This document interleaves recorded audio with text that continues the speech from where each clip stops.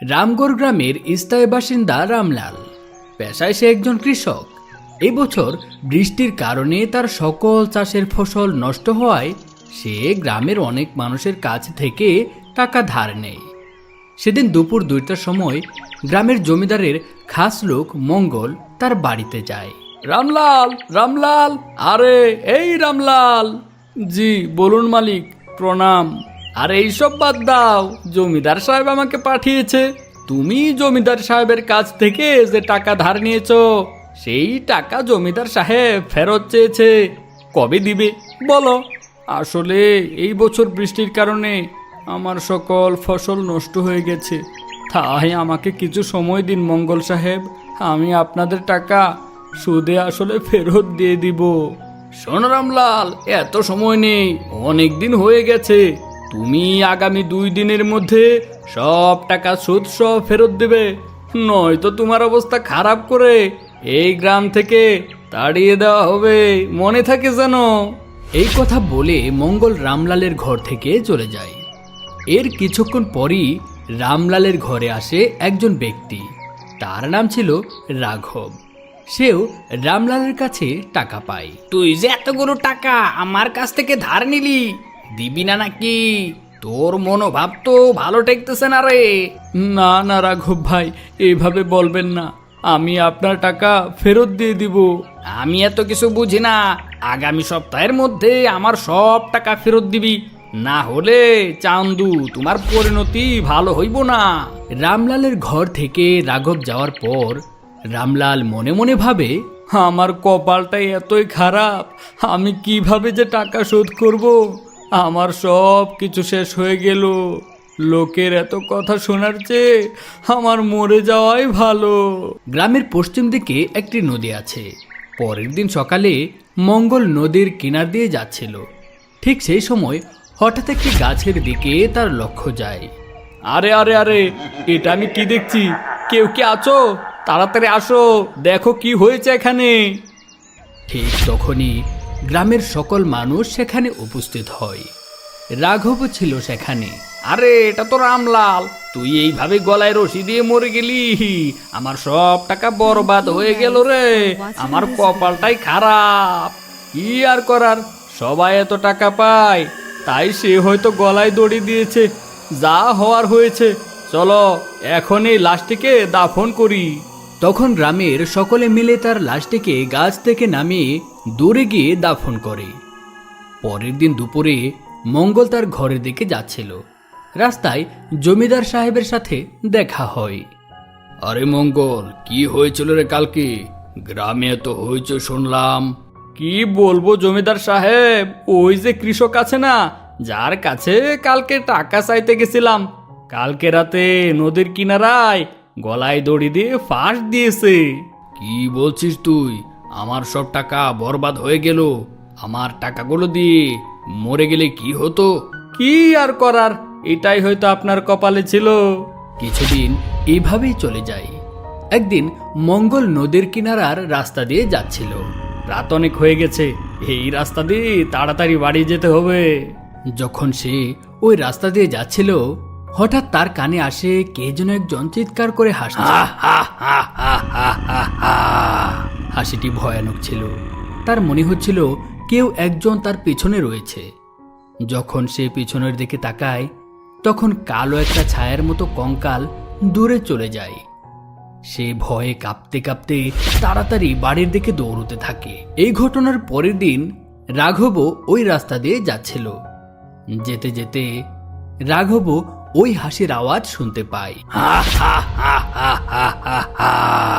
আরে কে কে ওখানে? কে হাসছে? রাঘব চারদিকে ঘুরে ঘুরে দেখতে থাকে, সেখানে কাউকেই দেখতে পায় না। আরে এখানে তো কেউ নেই, তাহলে হাসির আওয়াজ আসলো কোথা থেকে? না না, এখানে কোনো কিছু ঠিক মনে হচ্ছে না। এটা বলে রাঘব তাড়াতাড়ি তার বাড়ির দিকে রওনা দেয়। পরের দিন গ্রামের সবার মুখে মুখে একই কথা চলছিল। সবাই ওই গাছটির কাছে ভূতের হাসির আওয়াজ শুনতে পেয়েছে। তখন সবাই জমিদারের কাছে অভিযোগ করে ওইখানে একটা ভূত আছে। পাশের গ্রাম থেকে তান্ত্রিক বাবাকে নিয়ে আসলে কেমন হয়? তাহলে সবার সন্দেহ কেটে যাবে। হ্যাঁ, তাই করুন জমিদার সাহেব, এটাই ভালো হয়। ঠিক আছে, কালকে আমরা পাশের গ্রামের তান্ত্রিককে ডেকে নিয়ে আসব। পরের দিন পাশের গ্রামের তান্ত্রিক বাবাকে গাছের কাছে নিয়ে যাওয়া হয়। গ্রামের সব লোক তান্ত্রিক বাবার সাথে সাথে নদীর কিনারায় ওই গাছটির কাছে যায়। তান্ত্রিক ওই গাছটির দিকে মনোযোগ দিয়ে দেখতে থাকে। এরপর তান্ত্রিক সবাইকে বলে, শোনো, এই জায়গাটি মোটেও ভালো নয়। আমি এখানে একটি আত্মার বসবাস দেখতে পাচ্ছি। তোমরা কি কেউ জানো এখানে কোনো দুর্ঘটনা বা কারো অকাল মৃত্যু হয়েছিল কিনা? জি তান্ত্রিক বাবা, গ্রামের এক কৃষক রামলাল এই গাছে ফাঁসি দিয়ে আত্মহত্যা করে। যা ভেবেছিলাম তাই।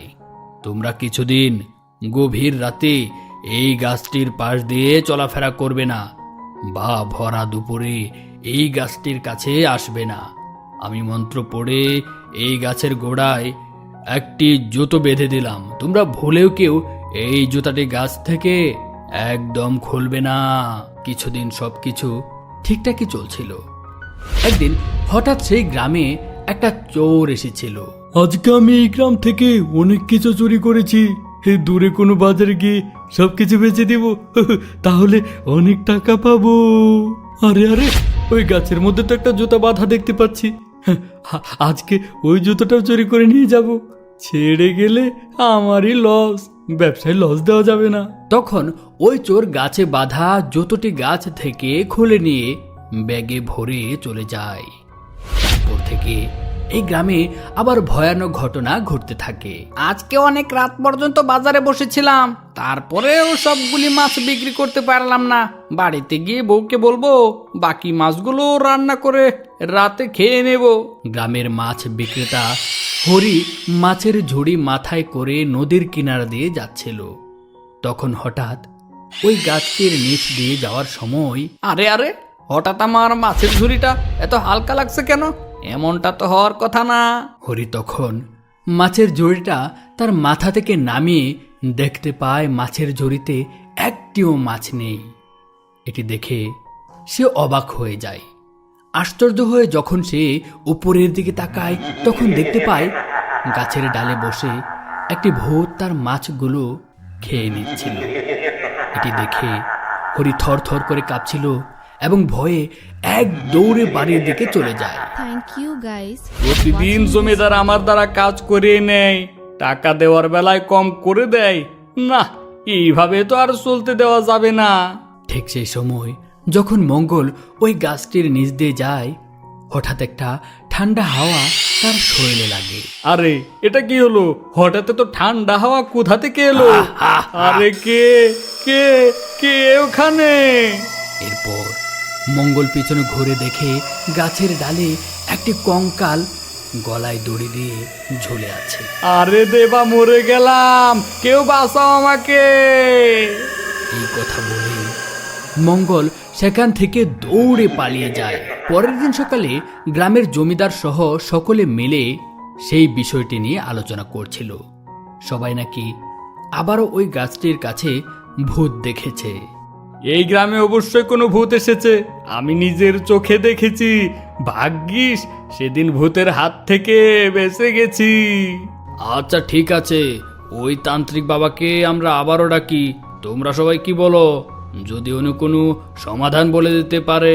ওই দিন রাতে কেউ ওই গাছের নিচে যায়নি। পরের দিন তান্ত্রিক বাবা সহ সকলে মিলে ওই গাছটির কাছে যায়। তান্ত্রিক বাবা সব কিছু দেখার পর বলে, গাছটি থেকে কে জুতা খুলেছে? না বাবা, আমাদের গ্রামের কেউ এরকম করতেই পারে না। যখন ওই গাছটি থেকে জুতাটি খোলা হয়েছে, তখন থেকেই আবার সেই ভূতটি জীবিত হয়ে গেছে।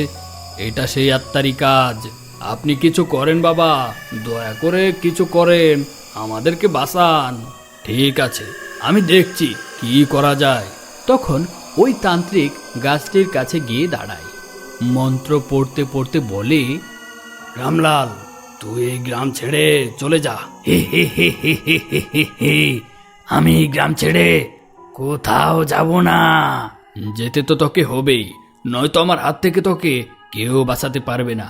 আমি ভালোভাবে বলছি, তুই চলে যা এখান থেকে। আমি কোনোভাবে এখান থেকে যাব না রে। এই কথা শুনে তান্ত্রিক আবারও মনে মনে মন্ত্র পড়ে গাছের মধ্যে একটি লাল সুতা বেঁধে দেয়। আরে বাবা রে, জ্বলে গেল রে, খুলে দাও, মরে গেলাম, আমি চলে যাচ্ছি, খুলে দাও। এই কথা বলার পর তান্ত্রিক বাবা গাছের বাঁধনটি খুলে দেয়। সাথে সাথে ভূত রামলাল গাছটি থেকে চলে যায়। এভাবেই ভূত রামলালের হাত থেকে সকলে রক্ষা পায়।